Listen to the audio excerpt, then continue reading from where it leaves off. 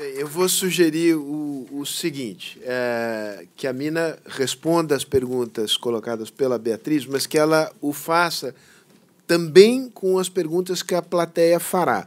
A gente está um pouco em cima da hora. Eu vou recolher algumas perguntas, peço que sejam concisas.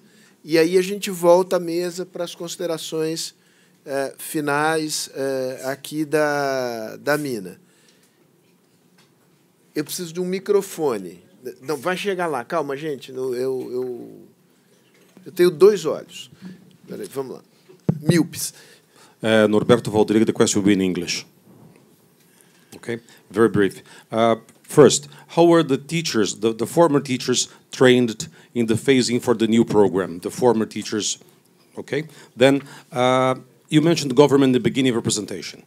The question is, what role did the government or didn't the government play for the success of the education initiative in Finland?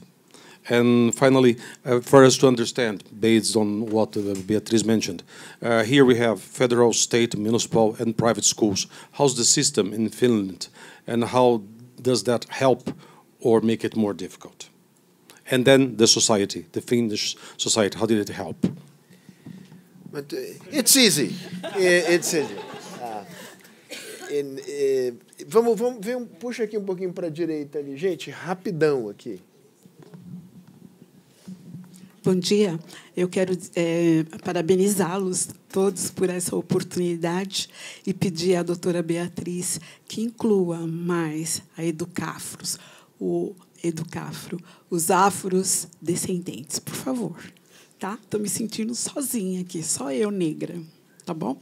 E a doutora Mina, por favor, faça intercâmbio, leve os alunos daqui lá para a Finlândia para aprender o que há de melhor lá, para trazer para cá, tá? Depois eu vou passar o contato do Frei Davi. E, se possível, por favor, me passe o seu contato para que haja esse intercâmbio, para que haja bolsas para os afrodescendentes e carentes. Obrigada. Obrigado. Olá, meu nome é Natasha, sou estudante de mestrado da Universidade de São Paulo e eu faço um estudo comparativo entre o Brasil e a Finlândia para pensar como que a formação de professores, de líderes escolares, é importante para mudar o ambiente escolar e o local onde as escolas estão localizadas. E aí o que me chama a atenção é como que na Finlândia uma cultura de educação foi importante para que o país se modificasse ao longo dos anos e se essa mudança fosse rápida e eficiente. Então, eu queria que você explorasse mais essa ideia de se existe uma cultura de educação na sociedade finlandesa que faz com que tenha essa valorização tão intensa da educação no país. E uma outra questão que é bem pontual, você comentou sobre a formação de mestrado, e eu gostaria de saber se, durante a graduação, essa formação inicial dos alunos pode ser em qualquer área, e depois eles fazem um mestrado em educação, por exemplo, um advogado pode depois fazer um mestrado em educação e começar a dar aula, ou tem que ser nessas grandes disciplinas que a gente tem, que é a história, a geografia, biologia, e depois fazer um mestrado nessas áreas para se tornar professor. Muito bom. Mais uma e a gente volta aqui. Vai, mas num ato de generosidade extrema. Não, agora eu já passei para cá. As 2 moças aqui. Bom dia. Eu sou mãe de duas crianças em escolas privadas, uma delas com necessidades especiais e autismo. E eu queria saber quais mecanismos os pais finlandeses têm para a inclusão dessa criança com necessidade na escola. Na verdade, a minha pergunta acaba complementando a dela, curiosamente, porque ela falou que a Finlândia atingiu um grau de excelência na diversidade. E eu queria saber qual que é essa receita, até porque eu também sou porta-voz da inclusão da pessoa com deficiência e da pessoa madura. Tenho um programa de rádio e eu queria que ela desse assim, uma dica para a gente. Tá bom. Bom, agora... Tá, então, a Beatriz me pede aqui para fazer... Tem uma pergunta para ela vai responder, ela me contou que vai ser super rápido. E depois a Mina vai ter a tarefa facílima de, em 10 minutos, contemplar todas as perguntas, curiosidades, inquietações e necessidades da plateia. A gente vai resolver isso de uma outra maneira, claro que ela vai responder. Mas, Mina, você volta em outro momento e a gente faz de novo aqui um encontro como esse. E, de fato, não dá para esgotar os temas. Isso aqui é o pontapé inicial, espero de uma conversa que se desenvolva ao longo dos anos. Então, Bia, rapidão. Não, super rápido, só te agradecer a menção que você fez, porque numa apresentação dessa teria milhões de dimensões importantes a dizer. E eu, quando falei que o Brasil é um país extremamente desigual, num nível extraordinário, obviamente está incluída a questão racial, a questão da discriminação que a gente enfrenta. Se a gente não olhar para isso, nós vamos continuar patinando. Você tem toda a razão. Eu acho que é um assunto que merece muita atenção e todo mundo da área de educação deveria estar, inclusive os professores negros, deveriam estar ligados na importância de tratar desse assunto diretamente no cotidiano escolar. Mina, I wish you luck. And, and do your best. Thank you for very, very important questions. I will be recommending some kind of lecturing series that we are going to have the continuing series for every month or once in the week or something like that, because those questions what you ask, they are very, very important and central, but it's very hard to reply shortly. And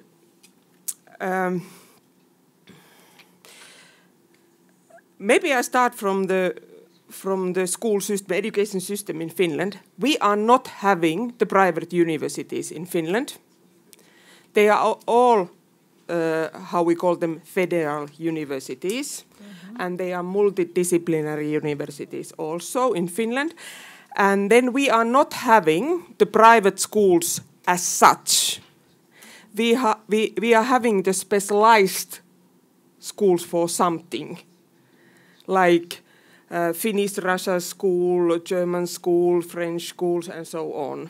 And those schools who are just supporting and specialized for training science knowledge or for the children. It's meaning, as I said, that we are not having the private school as such. It's meaning that education in Finland for the Finns are free. It's meaning that we are not just having the tuition fees for the students.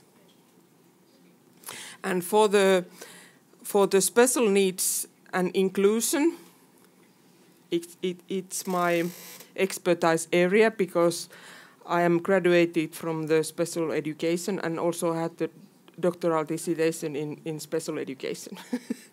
And we have the specific system. We have the 3-level support system, as we call it. And we started to implement it 2011. And before that, we changed our basic education law, which supports the 3-level support system what we are implementing. We are not anymore as such talking about the special education, we are talking about the pedagogical support. And about the exchange, student and lecturers exchange, it's of course possible, and I really like to support it and have it that it works in practice.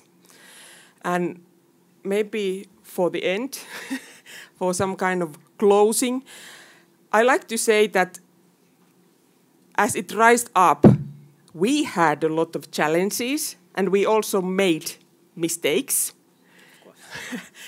We learned them, and I can see that you have a lot of to do, but still, how my professor said, he said that when I started to write my PhD thesis, he said that don't think about the whole report in the beginning. He said that bite by bite, they eat the elephant also. It's same. You need to start from somewhere. Yes. And then when you have, for example, from the one school or group of the schools, and then when you have that and you manage to implement something, you are getting the results, you have the reference, what you can copy or multiply. Yes. All right, so let me join me in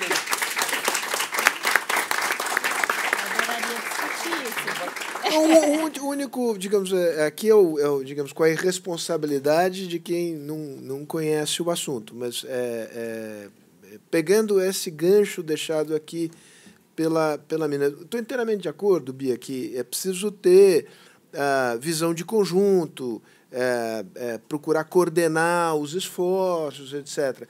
Mas, dada a desigualdade no Brasil, as enormes diferenças regionais, sempre o esforço será necessariamente desigual e desequilibrado. Ele vai ter setores de vanguarda e setores que vão estar mais atrasados em relação a esse processo. Então, esta ideia de haver... e existe isso, não estou falando de nada extraordinário.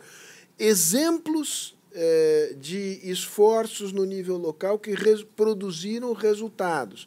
Isto vira uma espécie de farol que serve de referência para um conjunto de outros atores e municípios. Porque, digamos, coordenar o universo brasileiro, a complexidade do universo brasileiro, imaginar que todos os astros vão se alinhar para que essa galáxia possa se movimentar. Não, essa galáxia vai se movimentar pelo método que nos é peculiar, que é um método confuso. Mas agora eu vou ter que responder também.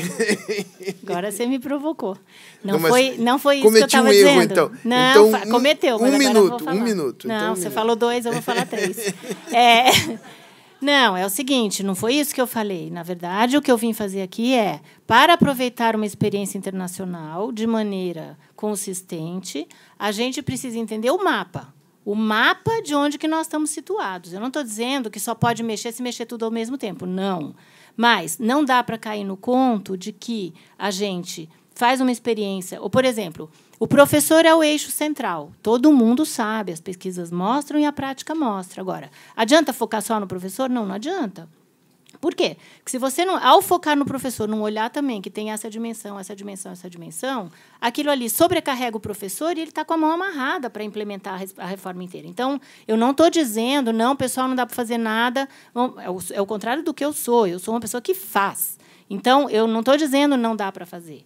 Mas eu estou dizendo a gente tem que enxergar um mapa e entender que há muitas dimensões que estão postas na conquista de uma reforma. E que, se você não olhar para tudo isso ao mesmo tempo, com uma estratégia, com um caminho, a gente vai continuar patinando. Boas iniciativas, o Brasil está cheio.